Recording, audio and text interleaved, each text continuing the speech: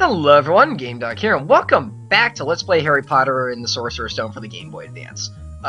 So, this last time, oh my goodness. Last time, we were tasked by Snape to go down into the dungeon and collect 6 of these. An empty glass vial. Yeah, so we need to collect 6 of these in order to beat the level. Now, this area, I actually had a failed recording before, so I know a little bit more about this area than I usually do, even though, I've played this game before, but I haven't played it in, 10 years. That's the background between me and this game, if you guys want, how blind exactly am I going into this. Now, at this point, I'd also like to bring up something, something I want to bring up before I get too far into the Let's Play, and that's the matter of 100%ing the game. Now, whenever I Let's Play a game, I always like to go ahead and 100% it, because I think it's a fun challenge. Just about every single game you can go out of your way to do so, and it's just very interesting in my opinion. However, I want to point out that while Marmalade flavor, really? While I am going to try to do that in this game, I'm not going to promise I'm going to be able to.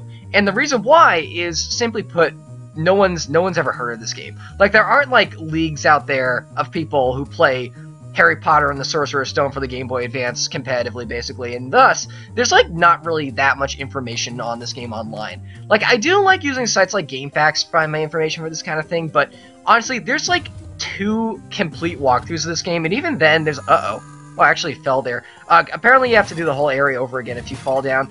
Well, that gives me more time to talk, basically. If you, I'm basically saying that I might not be able to 100% the game. And I'm gonna try, though. If I get 90% of the stuff and just stop there and reach endgame and there's no post game stuff, I'm not gonna be too salty about it. I'm not gonna go back and redo the Let's Play most likely because I didn't collect everything in Harry Potter and the Sorcerer's Stone for the Game Boy Advance.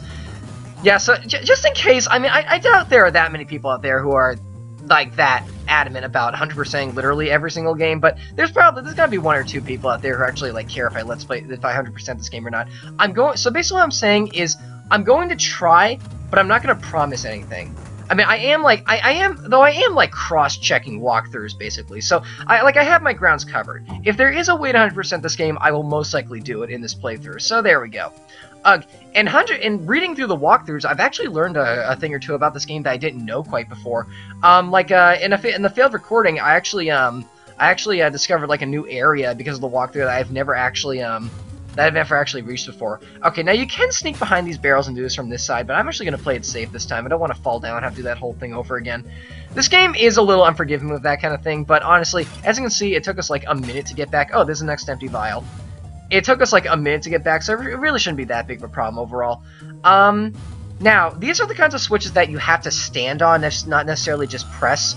As you can see, we just opened the door by doing that, basically. We had to do that, basically. So that's going to open this and get us to the next glass vial. I want to say, am I missing one? I don't think I am. This level is not that big. it's really just 3 wings that you continuously open over and over again. So the last one is down here, or the last 2 are down here. I certainly hope so. Okay, let's knock this down, and, very convenient how, literally every single thing you can cast Flip-Tendo on has this little hand symbol on it. Okay, yeah, okay, there's that one, and then, the last one is down here, I believe. Okay, now this I actually, kinda like. You have these gnomes here, and, they're gonna be, marauding down here, basically, and you have to knock them over with a barrel, and that's how you kill them. I also noticed that there's always, one straggler, too, that always, sticks, to the top, basically, and doesn't go down the platform. Didn't appear to happen this time, though, and I'm actually quite happy about that. And now, an empty glass vial. Alright, so we got all 6. Snape is going to tell us to go back now, basically. That's enough now, Mr. Potter. Return to class immediately for your next assignment. Alright, and a little bit of... we'll see later. Alright, now is there something in here? I want to say there's a jelly bean, even though we're done with the level, basically. Nope, okay, nothing, so we can just leave then. There's nothing in these pots I'm not... Well, there might be, jelly beans or stuff in these pots I'm not opening, but again, I have, failed to record this before, so I'm just rushing through the first areas a little bit. You're not missing anything big. maybe you might miss out on, another potato-flavored jelly bean, but that's pretty much it. Yeah, alright. So, let's go up, and, there we go. This next level area completed. You collected all six vials. Maybe Snape will go a little easier on you now. Alright, and now for the medieval version of Technobabble. Welcome back, Potter. Now, what would you get if I added powdered Wigan tree bark to an infusion of molly and dittany, and then stirred 1 pint of flobberworm mucus? Oh, no, sir. Tut-tut, flame clearly isn't everything. The answer, of course, is the Wiggenweed Potion, a powerful antidote, which is precisely what we are going to be learning. This term, for our next lesson, I want you all to collect the following 4 ingredients: Dittany, Molly, Flopperworm Mucus, and Wigginton Bark. Failure will be severely punished. The groundskeeper Hagrid may be able to help you with the first ingredient. Class dismissed. Alright, yeah, so that's that was the world's shortest class, basically. Now, I want to open this up real quick. There's actually, like, secret areas in this game and stuff like that. We actually can't do anything here. I just want to show it off just to keep it fresh in your mind. Like, those little statues we can't do anything with quite yet. What do you have to say? Come on now. Crab and Goyle told me where to find Dittany, Potter. Too bad I can't tell you. Slivering only, you know. Alright, well, whatever, basically. We'll be able to make it work regardless. Alright, so, let's go out this way. Now, I want to take this time to point out kind of a problem I have with this game is that, well, I guess not really a problem, but I guess, like, something you notice after playing it for a while, and that there's a lot of walking from point A to point B.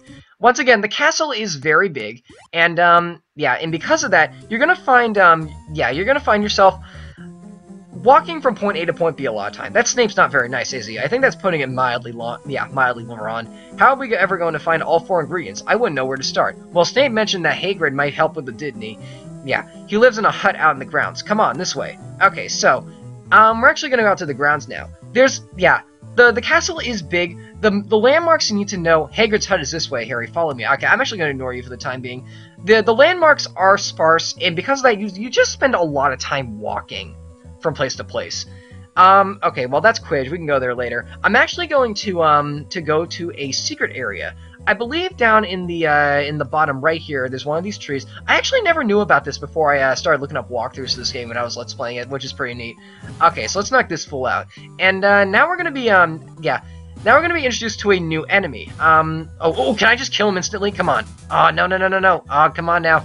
Game to... Oh, no, it did it to me. Okay, so we have these blue gnomes, and the gimmick behind the blue gnomes is that you have to hit them twice. That's it. You knock them down, and then they get back up, and then you gotta knock them down again. That's the only thing interesting about them. Again, the game is not the most interesting. I mean, it really doesn't do the most with enemies that it probably could.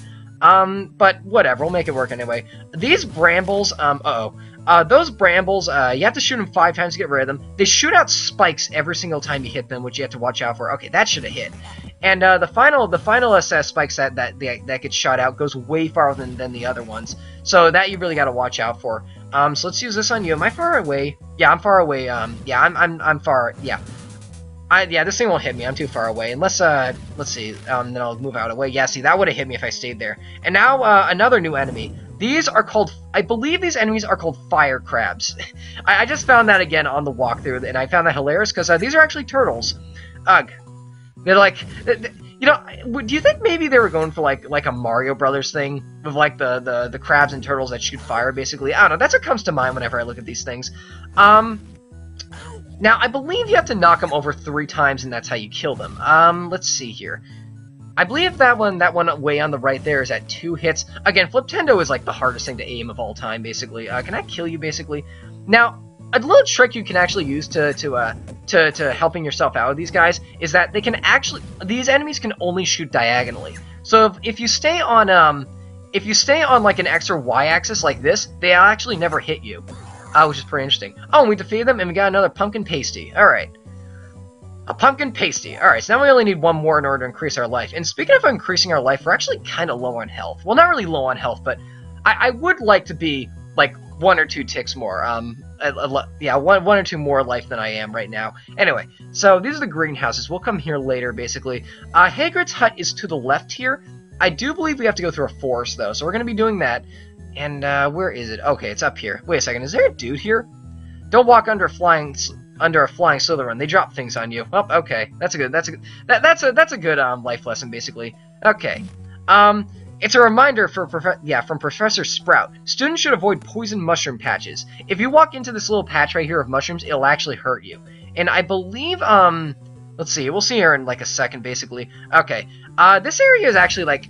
Now, this is when, Now, okay, you guys know what a difficulty spike is, right? It's basically a point in a video game in which the difficulty just randomly grows a lot, and the game suddenly becomes a lot more difficult for, like, 10 minutes, and it's never even explained. This forest area right here is a really good example of that. Ooh, root beer. The forest area in this mission and the mission we're going to be doing immediately after are really tough, and I don't know why. I believe if you step on those, yeah, that goes away. In here I think we'll find a whole bag of jelly beans. I think that's a full, yeah, that's a full heal. That's pretty good. Ugh. And it also has like some of the most interesting set pieces and some very cool music too. Once again, this game may not be the greatest, but there are just small things I like about it, and the music is definitely one of them. Like there are good tracks in this soundtrack, and I wish I could find them online. Of course, I haven't really looked, but honestly, I'm not spending the average day looking up tracks for like Harry Potter and the Sorcerer's Stone for the Game Boy Advance, basically. Anyway, going up here, we have some more gnomes. Let's take these out. I'm trying to off-screen them a little bit just so I have more time than I probably need. Like, honestly, one more second there and he would have killed me, or not killed me, but would have hit me. And that wouldn't have been nice. Let's knock that down a couple times, and then we'll be able to push this log over. This also reminds me of Golden Sun a little bit. Kind of odd, that. Alright, so let's move on here. I'm going to leave that jelly bean in that pot right there, in that basket right there in case I ever need to come back.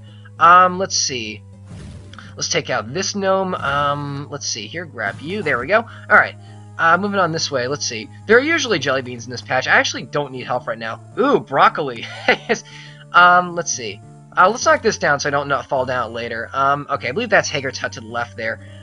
Moving on here, let's take this fool down. There we go. The trick to taking down the gnomes is to basically just be as off-screen to them as you possibly can. Like, keep your distance. If they ever start chasing you, just keep running. They can't go past a certain point, I believe, so that's actually a really good thing to keep in mind. Like that tree, this tree to my left, I don't think they can come up here. I think they stop moving and go the other way as soon as they reach a certain point. And the trick to dealing with these guys is to know when that point is. I believe, yeah, that's gonna hit me. Oh no, it won't hit me. Alright, well, let's just stay here and keep doing this a bunch of times. The second that I was gonna say the second that breaks, I was gonna run, but it really felt like it should have, I don't know. It really felt like it should have had like one more hit or something. In here, okay, I'm gonna take whatever in here because, oh, a chocolate frog. I wonder what card I got. Alright, let's actually open the menu and look at these now. Actually, that's like the game screen. Alright. Moving over here. Here we go. Yo, Morgan Le Fay, Medieval Dates Unknown. Yeah, there's one of these, like, foil little cards, like we're playing Yu-Gi-Oh! Or something, in every single one of these chocolate frogs. And, there's, let's see, 8 times. There's 16 of them in the whole game. I'm gonna try and collect all of them, but like I said before, there aren't really that many complete guides to this game online, so whatever. We'll try to make it work. Anyway, I believe there's actually, like, a secret area down here.